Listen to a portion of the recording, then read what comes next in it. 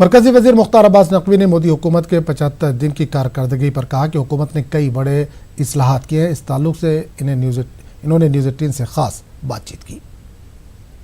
केंद्रीय मंत्री मुख्तार अब्बास नकवी, उनसे हम बात करते हैं। सर, जिस तरह से प्रधानमंत्री नरेंद्र मोदी अपने 75 दिन की उपलब्धियों के बारे में बता रहे थे, ट्रिपल तलाक और 370 को हटाने को बड़ी उपलब्धि बता रहे हैं। देखिए, पहली बात यह कि प्रधानमंत्री नरेंद्र मोदी जी के जो नेतृत्व में सरकार है और जो 5 सालों जिसने काम किया और अब काम शुरू किया है, हमारा मानना है कि एक विकास और विश्वास का एक बहुत ही भरपूर और जबरदस्त माहौल देश में खड़ा हुआ है। उसके साथ ही साथ जो तमाम दशकों पुराने रिफॉर्म से जुड़े हुए मुद्दे थे, उन मुद्दों के समाधान की दिशा में सरकार ने मजबूत राष्ट्रवादी इच्छा शक्ति के साथ काम किया है, जिसमें कि 370 का खात्मा है।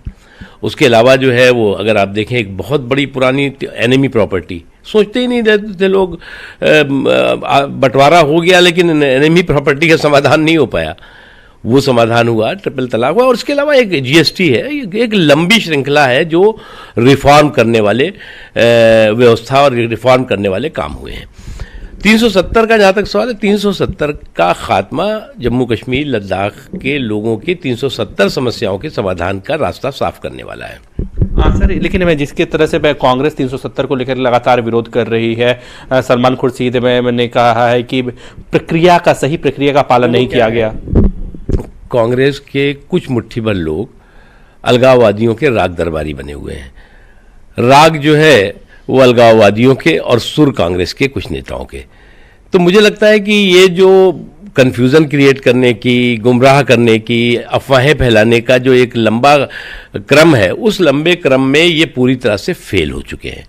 एक तरफ जो है वो पाकिस्तान जो पूरी तरह से आइसोलेटेड हो चुका है, वो पाकिस्तान जो अभी तक आतंकवाद और अलगाववाद को बढ़ावा देता था और आज पूरी दुनिया में पूरी तरह से बेनकाब है।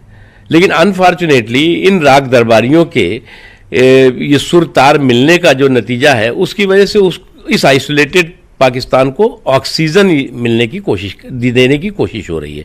ये अनफॉर्चुनेट है, ये दुखद है। ठीक है, बहुत धन्यवाद। कैंपसन मनमोहन सिंह के साथ विनीत कुमार, न्यूज़ 18 दिल्ली।